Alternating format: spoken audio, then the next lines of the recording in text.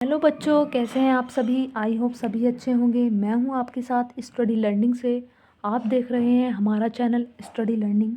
आज मैं आपके लिए लेकर आई हूं practice set with unsolved paper, जो कि हमारी पीयूष, ठीक है, पीयूष का है। ठीक है, तो वीडियो को स्टार्ट करते हैं। बहुत बच्चों के मैसेज आ रहे थे कि अनसॉल्व्ड करा दो।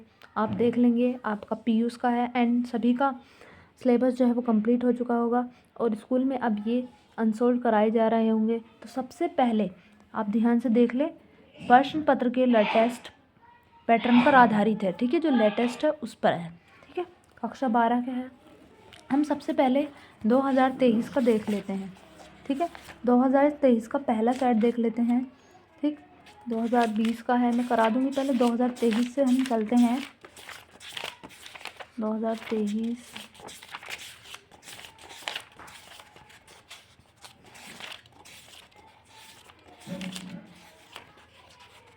ये देखिए, ये आपका पहला सेट आ चुका है 2023 का। ठीक है, इंटरमीडिएट बोर्ड परीक्षा 2023 कक्षा 12 भौतिक विज्ञान, केवल प्रश्न पत्र सेट है आपका 340 BS। ठीक, ठीक है, सेम ऐसे दे रखा है, आपको पता है। समय 3 घंटा नोट दे रखे हैं आपके। चलिए सेक्शन ए पर स्टार्ट करते हैं। वीडियो को बिना टाइम वेस्ट किए, वीडियो पसंद आए तो लाइक कर देना और अपने फ्रेंड्स को भी शेयर कर देना, और जो बच्चे चैनल पर नए हैं वो चैनल को सब्सक्राइब कर लेना। ठीक है, खंड ए पर आते हैं। सेक्शन ए क्या है? क्वेश्चन 1 है, आपको पता है क्वेश्चन 1 MCQ आते हैं। ठीक है, तो चांदी का परावैद्युतांक, परावैद्युतांक को आपको पता है हम कैसे प्रदर्शित करते हैं। तो चांदी का परावैद्युतांक के होता है, क्या होता है? के बराबर 0, के बराबर +1, के बराबर -1 या के बराबर इन्फाइनिटी। ठीक है, तो अनंत होता है। क्या होता है? अनंत। This is the correct option. ठीक है, ये तो आप कर लेंगे। ये देखिए, ये आपका सिलेबस में नहीं है। ठीक है, नेक्स्ट पर चलते हैं। गै पर आ गए हैं। पतले प्रिज्म के पदार्थ का अपवर्तनांक क्या होगा यदि उसके अपवर्तन कोण तथा विचलन कोण का मान समान हो? ठीक है, आप ये देख लेंगे, पतले प्रिज्म के पदार्थ का सूत्र लगाएंगे आप यहाँ पर। ठीक है, और आप इजीली इसको निकाल सकते हैं। ये मैं आपको ऐसे ही करा रही हूँ। 2.0 इसका सही आंसर आ जाएगा, आप खुद निकाल के चेक कर लेंगे। ये देखिए, समीकरण 4H 4 2 He + 2 1 बीटा, ठीक है, डिग्री प्लस क्यू व्यक्त करता है नाभिकीय विखंडन, नाभिकीय संलयन। तो आप यहाँ पर रीड करेंगे नाभिकीय विखंडन, नाभिकीय संलयन। आपने ये पढ़ लिया होगा सिलेबस में, अब तो आपको पता लग गया होगा कि ये कौन सी समीकरण व्यक्त करता है। तो नाभिकीय संलयन ये वाली समीकरण व्यक्त करता है। ठीक है, नाभिकीय संलयन। ड है, निम्नलिखित में से कौन सा मूल कण नहीं है? पॉजिट्रॉन, इलेक्ट्रॉन, न्यूट्रॉन, अल्फा कण। अल्फा कण जो है वो मूल कण नहीं है। ठीक है, 6 है आपका प्रतिरोध R, प्रेरकत्व L तथा संधारित्र C श्रेणी क्रम में जोड़े गए हैं। प्रत्यावर्ती धारा स्रोत की आवृत्ति N तथा अनुनादी आवृत्ति NR है। किस स्थिति में धारा विभव से पश्चगामी होगी? तो इसका ये ऑप्शन सही है। ठीक है, अब नेक्स्ट पर हम स्टार्ट करते हैं, या मैं आपको बताऊंगी किस तरह से आपको करने हैं। खंड ब है, सेक्शन B 2। ठीक है, 1 नंबर में आपसे पूछे जाएंगे विद्युत चुंबकीय तरंगों की कोई 2 विशेषताएं लिखिए। ठीक है, मैंने लिख रखी है, मैं आपको बता दूंगी यहाँ पर। लिख,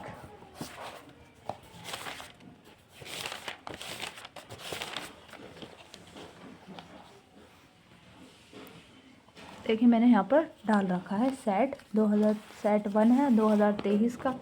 ठीक है, पहले हमने क्वेश्चन किया था विद्युत चुंबकीय तरंगों की कोई 2 विशेषताएं लिखिए। ठीक है, तो यहाँ आप लिख सकते हैं विद्युत चुंबकीय तरंगें प्रकाश की चाल 3 × 10⁸ मीटर/सेकंड से चलती हैं। इन तरंगों को चलने के लिए माध्यम की आवश्यकता नहीं होती। ये तरंगें त्वरित आवेश द्वारा उत्पन्न होती हैं। 2 बताने हैं, लेकिन अगर आपको याद नहीं रहता तो आप 3 याद कर लें, और आप उनमें से, तो आप अगर आपके नहीं याद रहते 2 तो 3 याद कर लें, एटलीस्ट आपके 2 तो याद आ ही जाएंगे। ठीक है, आप इसे कर लेंगे, चेक कर लेना इसे। क्वेश्चन 2 रीड करते हैं। 2 का ख है, देहली तरंग दैर्ध्य से क्या तात्पर्य है? ठीक है, मैंने आपको इम्पोर्टेंट डेफिनेशन में ये बताई थी, देहली तरंग दैर्ध्य। ठीक है, मैंने बताई थी, जिस बच्चे ने वीडियो नहीं देखी वो देख ले। ठीक है, इसका सॉल्यूशन मैं आपको दिखाती हूँ। मैंने लिख रखी है यहाँ पर, देहली तरंग दैर्ध्य किसी पदार्थ की देहली आवृत्ति की संगत प्रकाश, 1 मिनट रुक जाइए आप, यहाँ पर बड़ा कर देती हूँ मैं। किसी पदार्थ की देहली आवृत्ति की संगत की तरंग दैर्ध्य को देहली तरंग दैर्ध्य कहते हैं। इसे काय से प्रदर्शित करते हैं? लैम्ब्डा से प्रदर्शित करते हैं। इस लाइन को आप लिख देंगे, बहुत ही एकदम इम्प्रेशन पढ़ाने वाली लाइन है ये, कि इस चीज़ को किससे प्रदर्शित करते हैं। देहली आवृत्ति आपको पता है क्या होती है? देहली आवृत्ति देहली तरंग दैर्ध्य, ठीक है।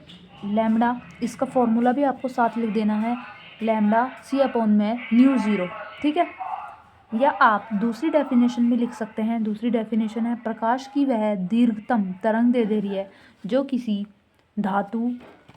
धातु की सतह से प्रकाश इलेक्ट्रॉनों को उत्सर्जित करा सके, उस धातु की देहली तरंग दैर्ध्य कहलाती है, ठीक है। इजीली आप दोनों में से कोई सी भी कर सकते हैं।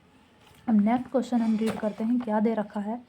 यह आपका दे रखा है यहाँ पर n बराबर 3/2 अपवर्तनांक वाले कांच के एक उत्तल लेंस को n बराबर 3/2 अपवर्तनांक वाले द्रव में डुबोने पर फोकस दूरी और प्रकृति पर क्या प्रभाव पड़ेगा। एक नंबर में देखिए आपका पूछा गया है न्यूमेरिकल, ठीक है। इस चैप्टर से आपके पूछे जाते हैं, 5 नंबर में भी पूछे जाते हैं इस चैप्टर से, ठीक है।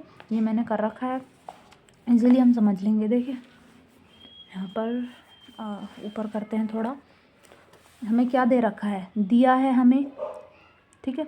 हमें क्या दे रखा है? कांच मतलब गिलास में हमें यहाँ पर दे रखा है, ठीक है। कांच में हमें दे रखा है, कांच में। तो हमने यहाँ पर लिख दिया है, दिया है। हम सबसे पहले हमारा लिखने का तरीका क्या होना चाहिए? हम लिख देंगे यहाँ पर कॉपी में कि दिया है, क्या दे रखा है हमें? वायु का कांच में अपवर्तनांक, यहाँ दे रखा है ना, कांच में, ठीक है, अपवर्तनांक। तो वायु का कांच में अपवर्तनांक को n से डिनोट करते हैं। तो क्या दे रखा है? 3/2, ठीक है। और क्या दे रखा है? एक उत्तल लेंस को n बराबर 3 अपवर्तनांक वाले द्रव में डुबोने पर, द्रव लिक्विड, तो लिक्विड है आपका वायु में लिक्विड का अपवर्तनांक क्या है? 3/2, ठीक है। ये भी हमने लिख दिया, जो दे रखा था वो हमने लिख दिया है, ठीक। हमें क्या निकालना है? हमें निकालना है द्रव में डुबोने पर फोकस दूरी, ठीक है, और प्रकृति पर क्या प्रभाव पड़ेगा वाले द्रव में, द्रव मतलब लिक्विड में डुबोने पर। तो लिक्विड का द्रव का कांच में अपवर्तनांक, ये फॉर्मूला आप यहाँ पर लगाएंगे, अप्लाई करेंगे, और ये आप क्या करेंगे? वायु का कांच में अपवर्तनांक बटे वायु का लिक्विड में अपवर्तनांक। तो वायु में क्या दे रखा है? यहाँ पर दे रखा है, इससे हमें इजीली पता लग जाता है कि हमारे में दे रखा है। तो ये दे रखा हमने यहाँ पर लिख लिया, ठीक है। उसके बाद ये आपका यहाँ पर दे रखा है, इसे इसके नीचे लिख लेंगे। 3 से 3 कट हो जाएगा और 2 से 2 कट हो जाएगा, तो आंसर हमारा क्या आ जाएगा? 1, ठीक है। हमारा आंसर 1 आ जाएगा। अब ये दूसरा सवाल कर रहा है कि द्रव में डुबोने पर फोकस दूरी और प्रकृति पर क्या प्रभाव पड़ेगा। तो द्रव में डुबोने पर फोकस दूरी क्या हो जाएगी? 1/f1, ठीक है। लिक्विड में कांच का अपवर्तनांक -1, 1/r1, ये आपको पता है, उत्तल लेंस का फॉर्मूला है ये आपका, ठीक है। ये फॉर्मूला था, हमने यहाँ पर लगा लिया, ठीक है। अब हम इसे अप्लाई करेंगे, 1/f1 यहाँ लिखेंगे हम, ठीक है। अब हम इसे अप्लाई करेंगे, तो हमने 1/f1 लिखा। लिक्विड का कांच में अपवर्तनांक कितना आंसर आया था? 1, तो हमने यहाँ पर 1 कर दिया, और 1 से हमने माइनस कर दिया, और ये हमने लिख दिया, ठीक है। 1/, ये 1 से 1 साइलेंट हो जाएगा, और इसकी वैल्यू होती है आपकी यहाँ पर एक बार इसकी वैल्यू 0 होती है और एक बार अनंत होती है, ठीक है। आ गया। तो हम क्या लिखेंगे लास्ट में? अतः लेंस एक समतल कांच की प्लेट की भांति व्यवहार करेगा। उन्होंने पूछा ना किस तरह प्रभाव डालेगा, मतलब कि किस तरह से उस पर प्रभाव पड़ेगा। तो अतः लेंस एक समतल कांच की प्लेट की भांति व्यवहार करेगा। आई आप समझ गए होंगे, ठीक है। समझ लेना इजी है, कोई प्रॉब्लम नहीं है। नेक्स्ट हम रीड करते हैं, क्या दे रखा है आपका? किसी ट्रांजिस्टर, ये आपका पाठ्यक्रम में नहीं है, ठीक है। नज़र आ रहा होगा आपको, ये आपका पाठ्यक्रम में नहीं है। डे पर आप आ जाइए, 7n14 नाभिक पर कूलाम के आवेश की गणना कीजिए। 1 नंबर में पूछा गया है, और इस चैप्टर से पूछा जाता है, ठीक है। 1 नंबर में पूछा जा सकता है, 3 में पूछा जा सकता है, 2 में भी पूछा जा सकता है, कोई प्रॉब्लम इसमें नहीं, ठीक है। तो इसे करके देखते हैं अब हम कि किस तरह से हम इसको करेंगे, ठीक है। क्या दे रखा है आपका? नाभिक पर कूलाम में आवेश की गणना आपको करनी है, ठीक। चलिए, हमने डाल लिया। नाभिक पर प्रोटॉनों की संख्या कितनी दे रखी है? यहाँ पर आपकी 7 दे रखी है, देखिए 7 आपको यहाँ पर दे रखी है, ये, ठीक है। ये 7 आपको दे रखी है, आपने यहाँ पर लिख दिया। आवेश आपको निकालना है, आवेश की हमें गणना करनी है, ठीक है। हम यहाँ फॉर्मूला लगाएंगे आवेश का, Q बराबर, इजीली हमने यहाँ पर अप्लाई कर दिया है। तो प्लस के 7 इलेक्ट्रॉन। तो एक नाभिक पर इलेक्ट्रॉनों की संख्या कितनी होती है? 7। इलेक्ट्रॉनों की संख्या होती है 1.6 × 10⁻⁻19। ये आपका पेपर में पीछे दिए रखते हैं, ठीक है। भौतिक नियतांक वहाँ आपको पता लग जाएगी, ठीक है। आप इसकी मल्टीप्लाई कर देंगे इजीली एंड ये आपका यहाँ पर आंसर आ जाएगा।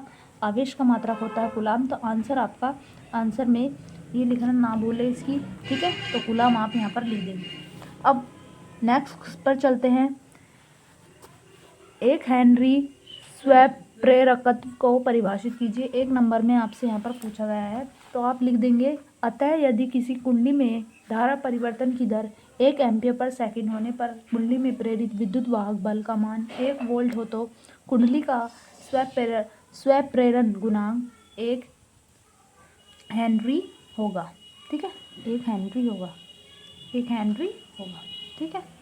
जो आपको इजी लगती हो आप उसे लिख लेना।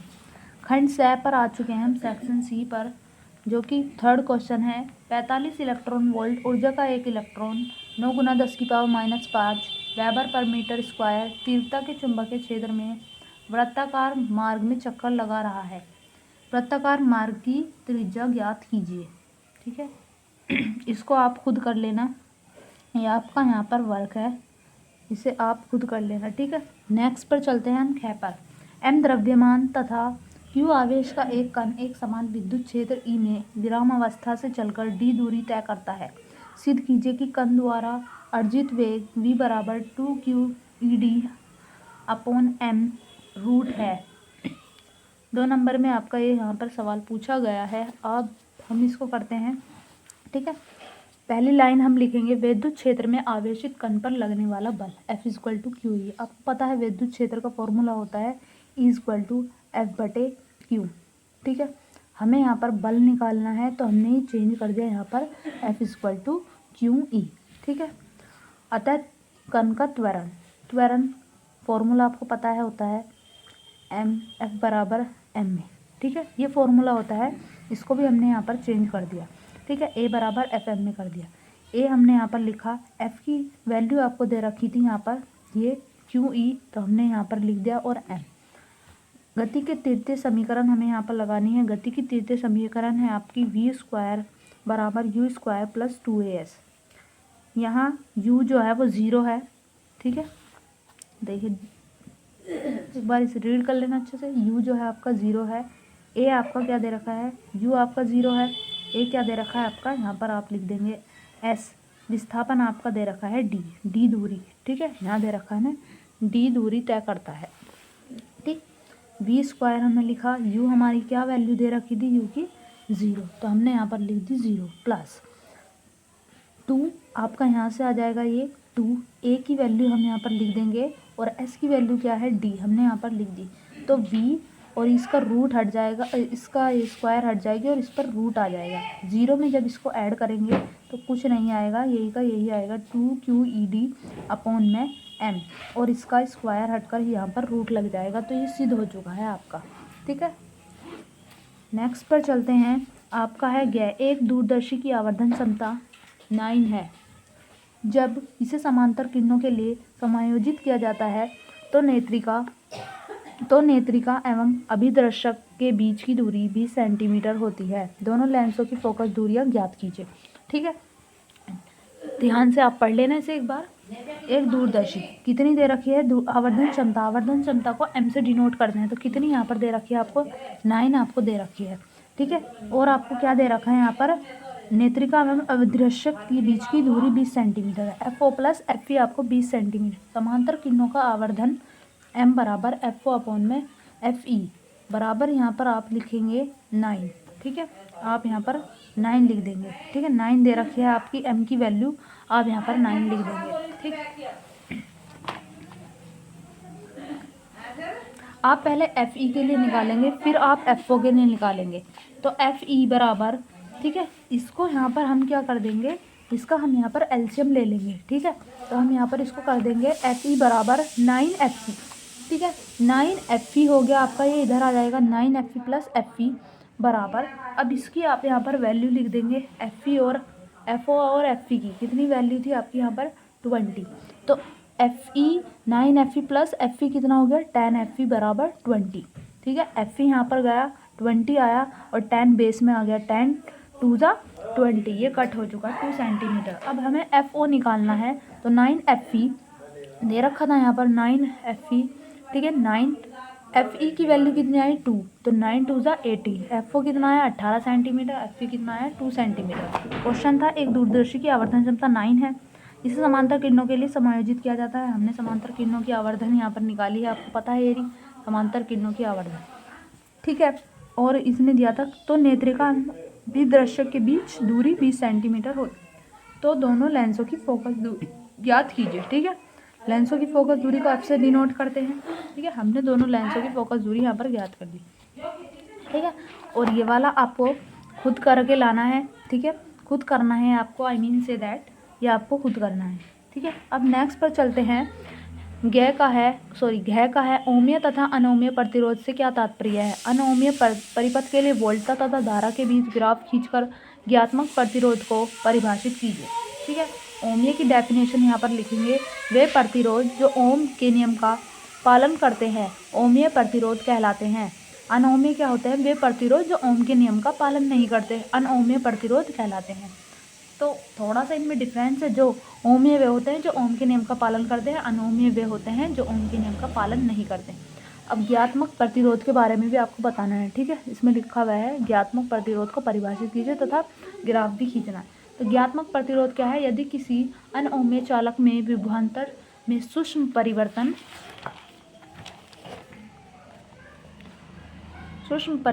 डेल्टा वी करने पर उसमें परिवाहित होने वाली धारा में डेल्टा आई परिवर्तन हो, तो डेल्टा वी और डेल्टा आई के अनुपात को ज्ञात्मक प्रतिरोध कहते हैं। डेल्टा आर बराबर डेल्टा वी अपॉन में डेल्टा आई। ठीक है, ये आप यहाँ पर इसका फॉर्मूला लिख देंगे। ये इम्पोर्टेंट है, ओम का नियम इतना इम्पोर्टेंट है, बहुत ज़्यादा, किसी भी टाइप में पूछा जा सकता है सवाल के ओमीय तथा अनओमीय में अंतर लिखिए।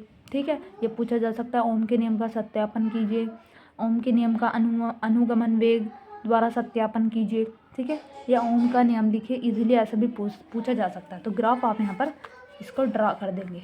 ठीक है, खंड द पर हम आ जाते हैं, ये हमारा खंड स कंप्लीट हो गया। अब खंड द पर आ जाते हैं, सेक्शन डी पर, जो कि हमारे सवाल इसमें पूछे जाएंगे 3 नंबर में। ठीक है, परमाणु क्रमांक एवं द्रव्यमान संख्या के आधार पर नाभिक का वर्गीकरण कीजिए तथा परिभाषित कीजिए।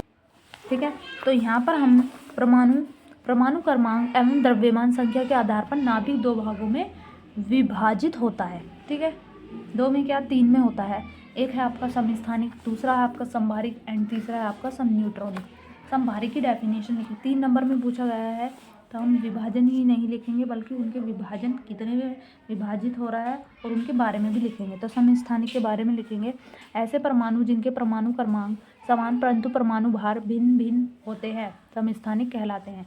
क्या बोला, ऐसे परमाणु जिनके परमाणु क्रमांक तो समान हो परंतु परमाणु भार जो है वो क्या हो, अलग अलग हो, तो वो क्या कहलाते हैं समस्थानिक। उदाहरण आप दे देंगे, जैसे कि 1H1 1H2 1H3, ये आपके क्या हो गए परमाणु, ये तो आपके परमाणु क्रमांक हो गए, आपके हो गए परमाणु भार, तो ये अलग अलग हो गए, तो इन्हें बोलेंगे समस्थानिक। संभारिक, ऐसे परमाणु जिनके परमाणु क्रमांक भिन्न भिन्न परंतु परमाणु भार समान हो। इनमें इसका उल्टा होगा, इसमें तो परमाणु क्रमांक समान थे, इसमें परमाणु क्रमांक अलग हो जाएंगे और परमाणु भार समान हो जाएगा। जैसे 18 पर आर्गन है आपका, 49 पर आपका पोटेशियम है एंड आपका 20 पर कैल्शियम है। ठीक है, तो इनके परमाणु क्रमांक तो अलग अलग हैं, 18 है 49 है 20 है, सॉरी 49 नहीं 19 है ये। ठीक है, 19 है, लेकिन इनके परमाणु भार जो है वो सेम है। सब न्यूट्रॉनिक भी आप लिख देंगे तो कोई प्रॉब्लम नहीं। ऐसे परमाणु जिनके परमाणु क्रमांक तथा परमाणु भार दोनों भिन्न होते हैं सब न्यूट्रॉनिक कहलाते हैं, इनकी दोनों ही चीज़ अलग होती है। ठीक है, तो हाइड्रोजन 1 हाइड्रोजन 3 2He4। ठीक है, हीलियम 2He4, समझ गए होंगे। नेक्स्ट पर देखते हैं क्या दे रखा है। ये आपका यहाँ पर पाठ्यक्रम में नहीं है, यह आपका दे रखा किसी परिपथ में धारा एवं वोल्टता का समीकरण लिखिए। ठीक है, आप खुद कर लेना, मैं आपको फॉर्मूला भी बता देती हूँ, आप खुद इसको ट्राई करने के लिए। धारा का वर्ग माध्य मूल आपको निकालना है, आवर्त एवं धारा तथा वोल्टता के बीच कलांतर निकालना है। 3 नंबर में पूछा गया, इस चैप्टर से भी आपका 100% एक न्यूमेरिकल आता है। ठीक है, दी गई धारा तथा वोल्टता की समीकरण की तुलना करने पर आई धारा निकालेंगे तो आपको ये वाली समीकरण लगानी है, I0 sine omega T plus I mean, ठीक है। अरे याद नहीं आ रहा क्या बोलते हैं इसको, धी नहीं लग रही, ये आपका होगा बीटा, हाँ सॉरी अरे हाँ बीटा 1, और ये आपका यहाँ पर दे रखा है वोल्ट तक V0 sine omega T minus, ठीक है। ये आपका दे रखा है यहाँ पर, याद ही नहीं आ रहा क्या बोला जाता है इसे, ठीक है। समझ गए होंगे बट आई होप आप, याद ही नहीं आ रहा कि क्या बोला जाता है, दिमाग काम ही नहीं कर रहा। आई की आपको यहाँ पर वैल्यू दे रखी है, आप यहाँ पर लिख देंगे ओमेगा की वैल्यू आपको यहाँ पर दे रखी है, ये दे रखी है 62 दे रखी है, ठीक है। सबकी यहाँ पर वैल्यू दे रखी है, आपको बस इस फॉर्मूले में करना है और इजीली आप इसको कर सकते हैं।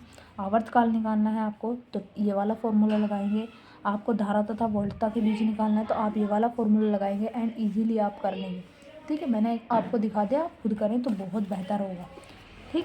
क्वेश्चन है गामा किरणों के 4 प्रमुख गुण लिखिए। गामा तथा पराबैंगनी किरणों में से तरंगदैर्ध्य किसके अधिक है। ये बहुत ही छोटा चैप्टर है, इसमें यही पूछे जाते हैं इसमें कि गामा किरणों के बारे में लिखिए, रेडियो तरंगों के बारे में लिखिए, पराबैंगनी किरणों के बारे में लिखिए। ये अंतर वाले सवाल इस चैप्टर में से पूछे जा सकते हैं कि गामा तथा पराबैंगनी किरणों में अंतर लिखिए या किसकी ज़्यादा तरंगदैर्ध्य होती है, यही पूछे जाते हैं इसमें, और कुछ नहीं पूछा जाता इसमें, ठीक है। तो यहाँ पर आप लिखेंगे ये किरणें आवेश रहित होती हैं, ठीक है। ये किरणें फोटोग्राफी प्लेट को रासायनिक प्रभाव द्वारा काला कर देती हैं। इन किरणों की भेदन क्षमता उच्च होती है। ये किरणें प्रतिदीप्त तथा स्फुरदीप्त होती हैं, ठीक है। पराबैंगनी किरणों की तरंगदैर्ध्य अधिक होती है। नेक्स्ट पर चलते हैं, चुंबकीय यामोत्तर से 30 डिग्री के कोण पर चुंबक, और ये आपका पाठ्यक्रम में नहीं है, ठीक है। आपका 4 क्वेश्चन चल रहा था सेक्शन डी का, अब 5 चलेगा जो कि आपका 3 नंबर में पूछा जाएगा। लेकिन आज की वीडियो में बस इतना ही। आई होप सभी बच्चों को समझ में आया होगा एंड हमारे साथ बने रहिए। वीडियो पसंद आए तो वीडियो को लाइक करना ना भूले, चैनल को सब्सक्राइब करना ना भूले और अपने फ्रेंड्स को भी शेयर कर देना, क्योंकि एग्ज़ाम जो है वो पास आ रहे हैं और बहुत से लोग टेंशन में होंगे कि 2023 में कैसा पेपर आया था, 24 में कैसा आया था। तो आप प्रीवियस क्वेश्चन पेपर से आप इजीली पता लग जाता है आपको कैसे आया था। Thank you very much and love you to all. Comment कर देना प्यारा सा सभी बच्चे, आपको किस चीज़ के ऊपर अब वीडियो चाहिए, ठीक है। Thank you, bye bye.